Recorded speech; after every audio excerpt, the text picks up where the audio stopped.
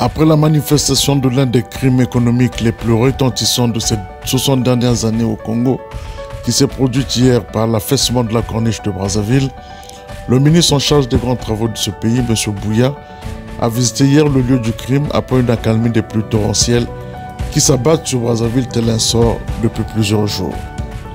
L'assassin revient, dit-on, toujours sur les lieux du crime. Telle est la lecture que l'on peut faire de cette descente aux apparences d'un mea culpa déguisé, où les communicants d'un système à l'agonie ont réussi à mettre en scène les différents protagonistes du meurtre de la corniche qui faisait la fierté encore hier des Brazzavillois.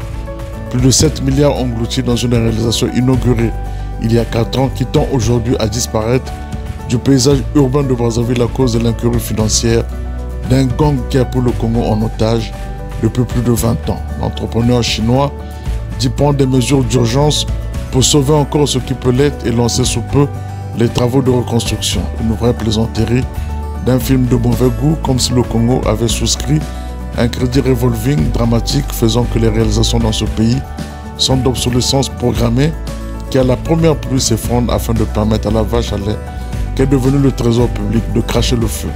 C'est ce qui va malheureusement se passer les jours prochains. On parle d'une enveloppe de 2 milliards à débourser pour faire face aux travaux d'urgence, sans au préalable lancer une enquête pour identifier les responsables du crime de la corniche de la série Brazzaville en péril, qui seul devait supporter le coût de ces travaux. Ainsi va le Congo.